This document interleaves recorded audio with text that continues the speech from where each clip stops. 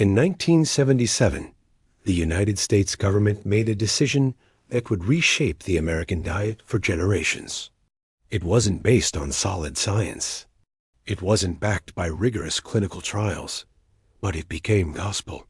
And millions of people paid the price with their health. For decades, you've been told that eating fat makes you fat, that cholesterol clogs your arteries, that butter and eggs are dangerous, while margarine and vegetable oils are healthy. You've seen low-fat labels plastered across grocery store shelves, promising health while delivering the opposite. You've watched friends and family dutifully avoid saturated fat, only to gain weight, develop diabetes, or suffer heart attacks anyway. What if I told you that this entire narrative was built on fraudulent science? That one man manipulated data to support his hypothesis, buried studies that contradicted him, and silenced scientists who dared to disagree? And that the real culprit behind heart disease was given a free pass for 50 years because of his deception? Before we dive deeper into this story, I'm curious, where are you watching from right now? Drop your location in the comments, because I love seeing how this information reaches people all over the world. It reminds me that no matter where we are, we've all been affected by the same dietary lies. Today's story isn't just about bad science.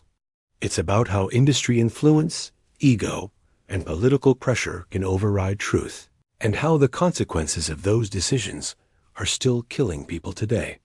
The year was 1958. Heart disease deaths were skyrocketing across America and Europe. Doctors were desperate for answers. Enter Ansel Keys, a charismatic physiologist from the University of Minnesota. Keys had a theory. Dietary fat, especially saturated fat from animal products, raised cholesterol levels in the blood, and high cholesterol caused heart attacks. Keys was brilliant, ambitious, and absolutely convinced he was right. To prove it, he launched what would become known as the 7 Countries Study. Between 1958 and 1970, Keys and his team examined the diets and health outcomes of men in Italy, Greece, Yugoslavia, the Netherlands, Finland, Japan, and the United States. The results appeared to support his hypothesis perfectly. Countries where people ate more saturated fat had higher rates of heart disease. But here's what Keys didn't tell you. He had data from 22 countries, not 7. When researchers examined all 22, the correlation between fat consumption and heart disease vanished. France, for example, had high fat consumption but low heart disease rates. The same was true for Switzerland, West Germany, and several other countries. Keys cherry-picked the 7 countries that supported his theory and ignored the 15 that didn't. This is scientific fraud, plain and simple. You don't get to choose only the data that proves your point while hiding everything else. But Keys did exactly that, and the nutritional establishment ate it up, literally. Meanwhile, across the Atlantic, a British nutritionist named John Yudkin was conducting his own research. Yudkin had examined the same international data and reached a completely different conclusion. The problem wasn't fat, it was sugar. Yudkin found that countries with high sugar consumption had high rates of heart disease, and this correlation was stronger than the one with fat. He published his findings and wrote a book in 1972 called Pure, White and Deadly, warning that sugar was a poison destroying public health. Keys attacked him viciously. He called Yudkin's work science fiction and used his influence to discredit him professionally. Other scientists who questioned the fat hypothesis faced similar treatment. Keys controlled funding, journal publications, and academic appointments. If you wanted a career in nutrition science, you didn't cross Ansel Keys. But there was another player in this story. A player with billions of dollars at stake and no qualms about buying the science they needed.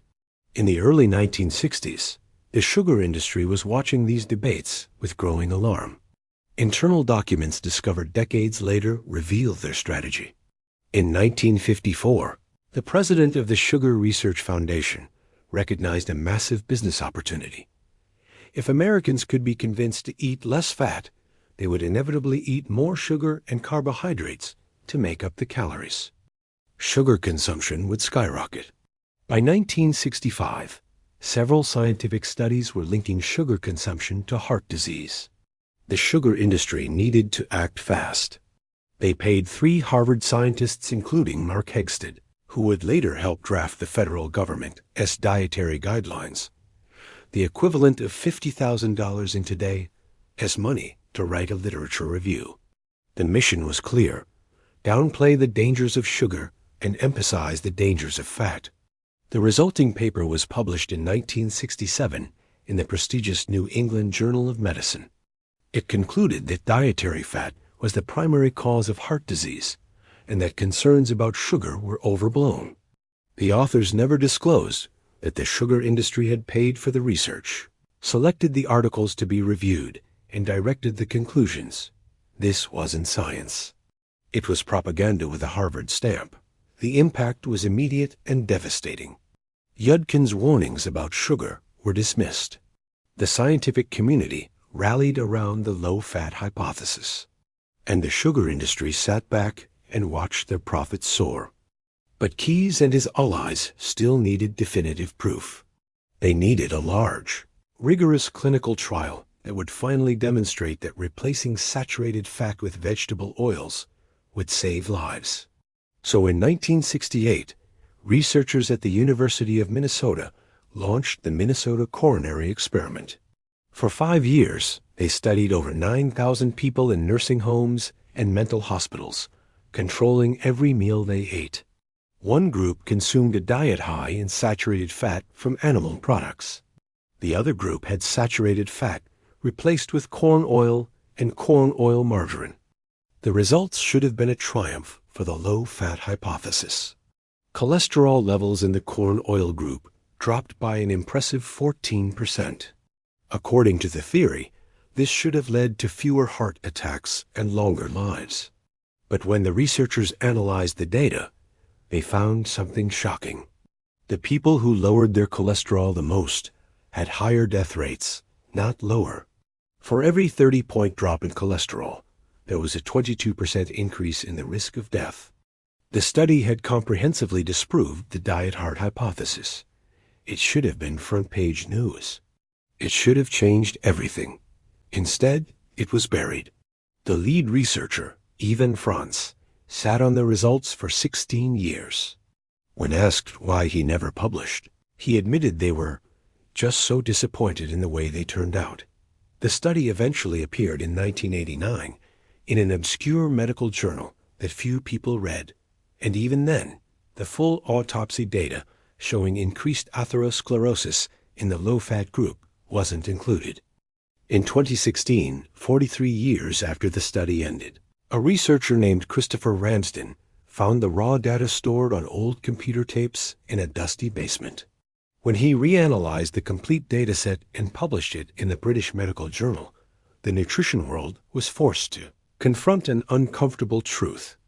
One of the largest and most rigorous dietary trials ever conducted had contradicted the low-fat dogma decades ago, and the results had been deliberately suppressed. But by then, the damage was done. In January 1977, Senator George McGovern's Select Committee on Nutrition and Human Needs released the dietary goals for the United States. The committee had held hearings with scientists specifically chosen for their willingness to blame fat for America's health problems. Mark Hegsted, the same Harvard scientist who had been paid by the sugar industry, was the committee's chief scientific advisor. The report urged Americans to reduce their consumption of meat, dairy, eggs, and other foods high in saturated fat and cholesterol. Instead, people should eat more grains, cereals, and vegetable oils. When the meat and dairy industries protested, the committee issued a revised version that softened the language but kept the core message: fat is bad, carbohydrates are good. Critics at the time warned that the evidence was weak and contradictory.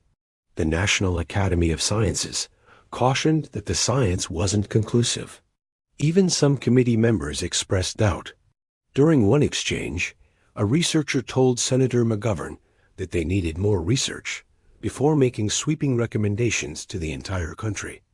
McGovern's response was chilling. Senators don't have the luxury that the research scientist does of waiting until every last shred of evidence is in. In other words, we're going to recommend a radical change to the American diet based on incomplete, contradictory evidence because we can't afford to wait for the truth. The recommendations were issued for 276 million people based on studies of just over 2,000 men studies that, as we now know, didn't even support the conclusions being drawn from them. The first official dietary guidelines for Americans were released in 1980, cementing the low-fat doctrine into national policy. These guidelines weren't just suggestions. They governed school lunches, military meals, food labeling, and every federal nutrition program. Doctors, nutritionists, and health authorities were required to follow and promote them. The entire food industry restructured itself around them, and Americans got fatter and sicker than ever before. The 1980s and 1990s saw an explosion of low-fat and fat-free products. Walk down any grocery aisle, and you'd see low-fat yogurt, low-fat cookies, low-fat salad dressing, fat-free ice cream, and dozens of other products promising guilt-free indulgence. There was just one problem. When you remove fat from food, it tastes like cardboard. So manufacturers did what any rational business would do. They added sugar. Lots of it. Low-fat products were often loaded with sugar, refined carbohydrates, and chemical additives to make them palatable.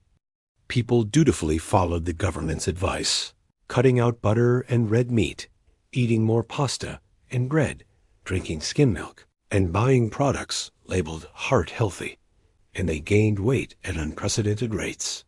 In 1960, before the low-fat craze began, about 13% of American adults were obese.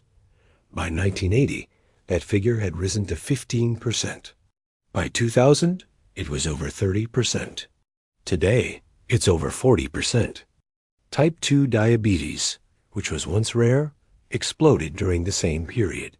Heart disease remained the leading cause of death, despite decades of fat avoidance. The low-fat era didn't make America healthier. It made America sick. The science was trying to warn us. Multiple studies found no link between saturated fat consumption and heart disease. Randomized controlled trials consistently failed to show that replacing saturated fat with vegetable oils reduced death rates.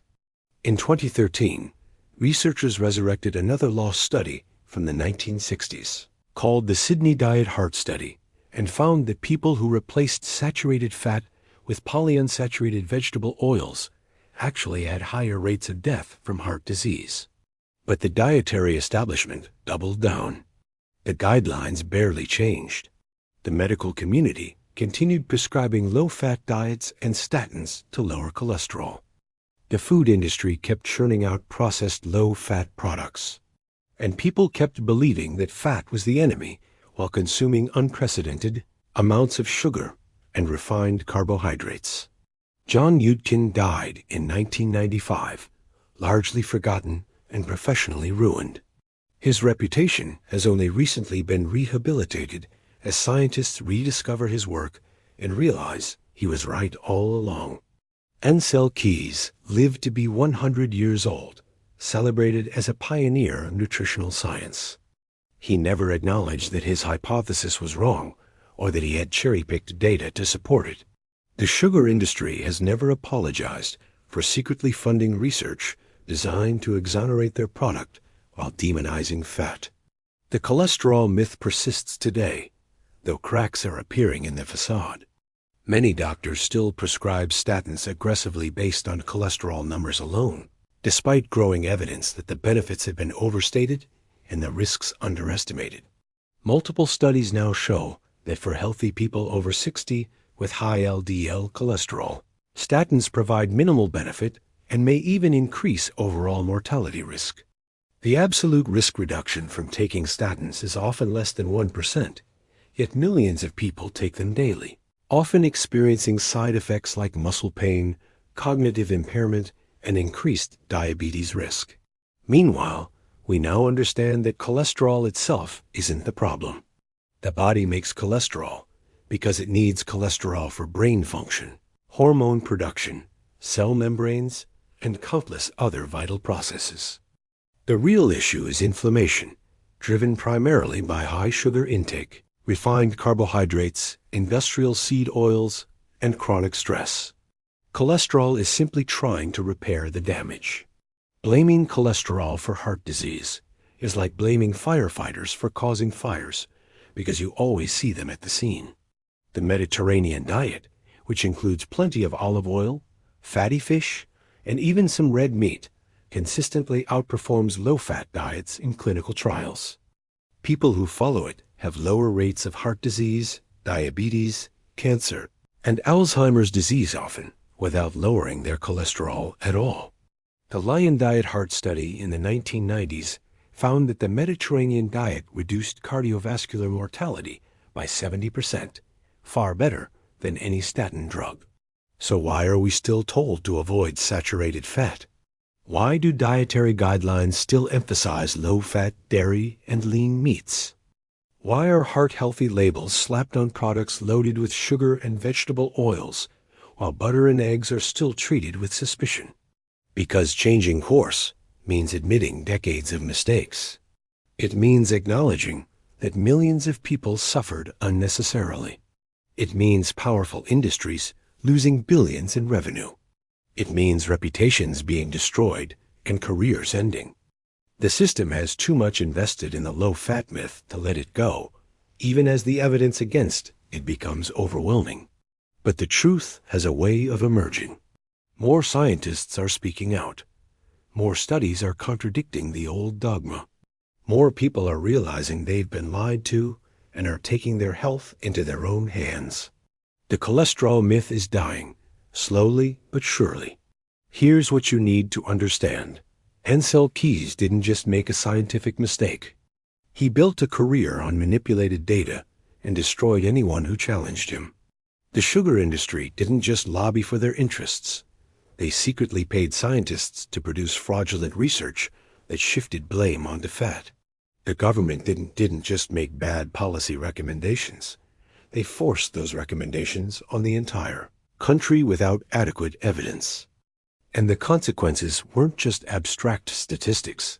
They were real people, millions of them, who developed obesity, diabetes, and heart disease while faithfully following the advice they were given. This wasn't an accident. This wasn't honest disagreement among scientists. This was fraud, corruption, and ego, dressed up in white lab coats and stamped with official seals of approval. And we're still living with the consequences. And next time someone tells you to avoid butter and eat margarine instead, remember this story. The next time you see a low-fat label on a product loaded with sugar, remember this story. The next time a doctor prescribes a statin based solely on your cholesterol numbers without discussing diet, inflammation, or lifestyle factors, remember this story. Your health is too important to be left in the hands of people who prioritize profit, politics, and pride over truth. Question the official narrative. Read the actual studies, not just the headlines. And remember that the same institutions that got it catastrophically wrong for 50 years are still telling you what to eat. If this video opened your eyes, share it with someone who needs to hear this truth.